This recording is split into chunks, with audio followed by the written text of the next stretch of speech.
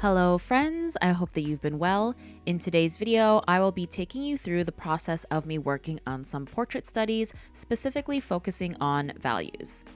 A big thank you to Ohuhu for sponsoring today's video and for sending me their gray tone dual tip alcohol markers. As per usual, whenever I receive a new art supply, I always like to swatch the colors first so that I can get a feel for the medium and get a good sense of the color selection. In this case, I am already very familiar with these markers. However, I was pleasantly surprised to see that while this is a grayscale set of markers, there's still a really good variation of very warm, cool, and neutral tones. If you're familiar with my work, you would know that I am all about color and very rarely work in just black and white or grayscale. So when I was approached with this particular set of markers, the only thing that really came to mind was to use this as an opportunity to do some value studies. I often get a lot of people asking me about how to improve their shading skills, and I think the first place to start is by finding references that have a distinct light source to help you understand where to place highlights and shadows. In this case, we are going to be working from two different photos that I got from Graphite Studio. If you saw my last video where I did figure drawing, you'll know that recently I've been really enjoying Graphite Studio's reference packs because they are specifically tailored for artists, and while they have great collections regarding the figure, costumes, clothing, and environments, they also recently released a portrait photo set as well. So if you're interested in checking out their photo reference sets, I'll have a link in the description, and be sure to use my discount code imawonder20 for 20% off at checkout. So whether you're using photo references from Graphite Studio, photos you found online, or even taking your own photos, it's important to look out for clear lights and darks in the photo. If the photo has really soft lighting, or if it's overexposed, or if it's too dark, it makes it really hard to discern where to place the shadows, which ultimately will make it really difficult in learning how to shade the face as well as create any dimension on the portrait.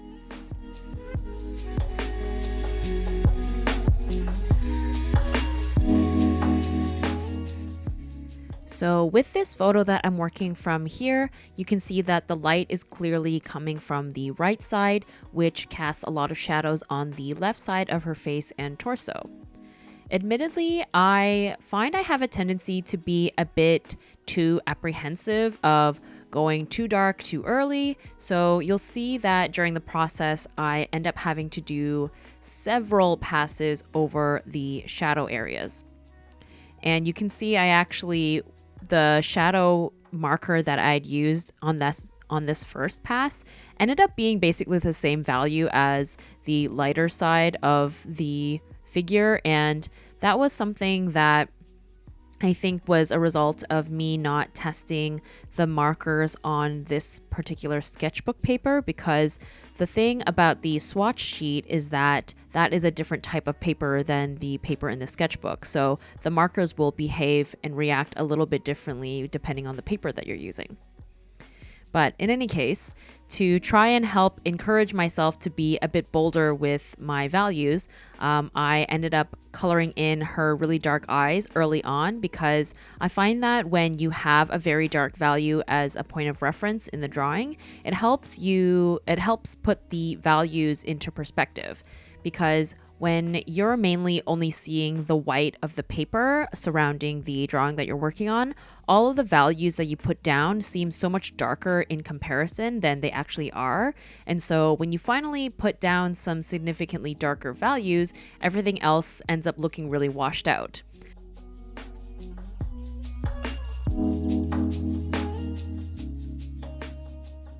As you see me work on this portrait, you may notice that there are certain areas where I treat the shadows like a solid geometric shape. And I mean, one of the reasons why I do this is because it's an easier way to fill in an area with markers. But secondly, I find that, for me anyway, it creates a more interesting appearance when there's a mix of sharp and blended shading. And I find that when I approach these studies, I'm not really concerned with capturing the exact likeness of the person in the photograph, but rather I use the reference photo as a blueprint to learn from. So yeah, I totally recognize that this doesn't look exactly like the model in the photo, but that's not the purpose of my approach to portrait studies, is trying to capture the exact likeness. For me, it's just more about kind of building that visual library of how shadows fall onto the face and how highlights land and things like that. Plus, I am also an artist that is not really trying to achieve perfect realism as my art style either anyways. So that's another reason why I choose to simplify the shadows and kind of gloss over certain details, because personally, I prefer to have a more stylized approach to my artwork.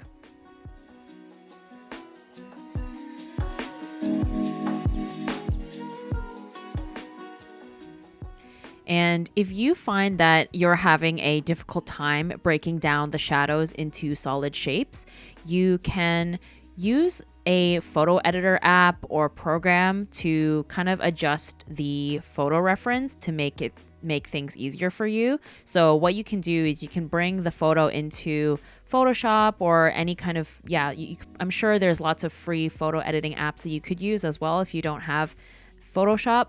But anyway, what you can do is you can increase the contrast, or you can adjust the levels of the photo, and that way the actual photograph is being simplified for you. And another hot tip, if you find that the colors in the photo are distracting you from seeing it for just the values, you can also edit the photo to be black and white as well. And that way it's just a much more straightforward approach for you when you're kind of going through the motions of trying to learn how to shade a portrait.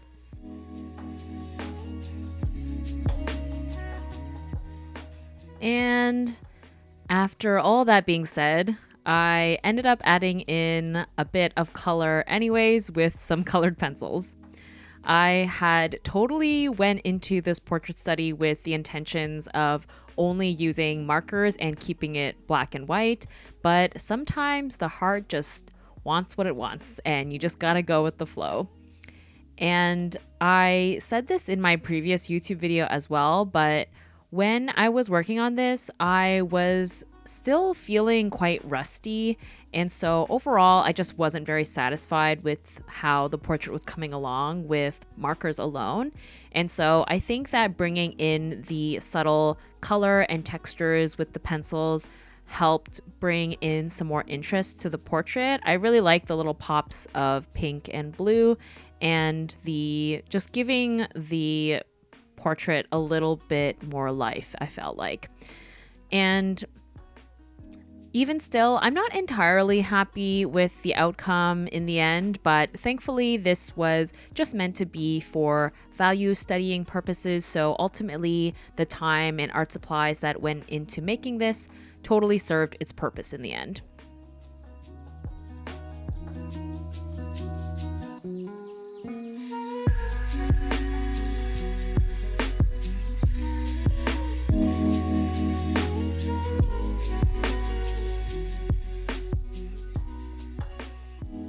Now moving on to the second portrait. The first reference photo I got from Graphite Studio was the portrait collection, but this photo that I'm working on now, I actually got from their couples reference photo pack. It mainly features two figures posing together, but there were actually a few portrait shots in there as well, and I really liked the lighting in this one, so that's why I decided to go with this. And similar to the previous photo, you can see that, the light is coming from the right side, which casts a lot of distinct shadows on the left side of the portrait. I think that it's not quite as visible on camera, but something that I often like to do prior to rendering is I'll use a colored pencil to lightly sketch out the shadow and highlight shapes. I find that this allows me to just fill in those areas more confidently rather than pausing partway through trying to make a decision when I'm putting down the color. So I find that sketching out the shape very lightly with a pencil in advance helps kind of just streamline the process a little bit more, at least with the early kind of first layers anyway. And much like the previous portrait study in this video, I definitely think that I could have gone even darker in the shadow areas for more contrast. And even after adding in the layers of color pencil for that pop of color and extra rendering, I still was pretty dissatisfied with the outcome of this portrait. I definitely think that I was having one of those bad art weeks when I was working on this, the filming of this video. I did it over the course of 2 days. And I'm sure that many of you can relate to when you're just, I don't know, in like an art funk and everything you make just doesn't quite turn out the way that you want it to. And these types of art hurdles can be pretty disheartening, but you just have to work through them and know that, you know, one bad drawing or one bad week does not dictate what all of your future artwork is going to be and look like. Plus, the benefit that I'm sure many of you have is that you're not obligated to show all of your artwork to anybody. If you find that you make something that you're not happy with, you can just keep it to yourself and move on to the next piece. I think that we put a lot of pressure on ourselves to share everything that we make on social media or to somebody, and you don't necessarily have to.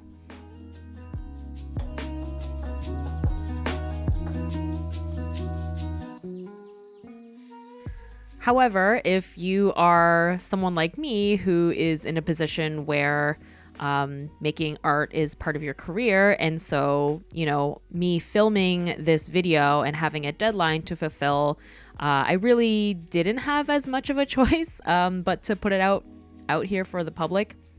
I definitely could have filmed a second round if I really wanted to, and hoped for, you know, maybe portraits that I was more satisfied with. But, you know, I only have so much time in a week. And like I said, I had to, you know, fulfill a certain timeline or deadline to get this out to you. So it can be a little bit frustrating because we definitely are our own worst critic. And, you know, generally we like to showcase the best that we have to offer. But despite that, I think that there are a lot of benefits to trying to just let go of that perfectionism. And me being somebody who has a platform, I think that it's definitely more relatable for all of you to know that no matter what stage you are in your art career, we all go through ups and downs with our work. And sometimes we don't have great art days. Sometimes we just have to accept that we're going to make some things that we're not happy with. And the only way to, you know, move forward is just to keep making more and hope that it gets better. And that, you know, I think a lot of us assume that our growth is going to be linear. And that's definitely not the case. I definitely think that there's significant ups and downs no matter what, and no matter how long you've been making art. And for me, I think especially I hadn't been making quite as much stuff for the month of December. And so kind of getting back into drawing and making art, it seemed to take me a moment to kind of get back into the groove of things. And I feel like working on this video and the previous one, it was sort of like a warm-up in a way, kind of easing myself back into it. So thankfully, I am happy to report that since filming this video, I have worked on some other drawings and paintings that I am much happier with. And I've actually been attempting to get into the habit of doing a little sketching every morning, nothing really substantial if I'm busy doing something else that day, but I think that just keeping the momentum going, even if it's a little ballpoint sketch in my sketchbook or something like that, is hopefully going to help me kind of stay in the groove or keep the momentum or stay in the pocket, so to speak. And yeah, I think that, it's just a good indicator that sometimes the only way to get through an art block is to accept you're going to make some ugly stuff and eventually something will come together. But yeah, I think that's pretty much all I really want to say about the video here. So I'm going to just play some music for the last couple minutes of this video, and then I'll kind of say my little goodbye.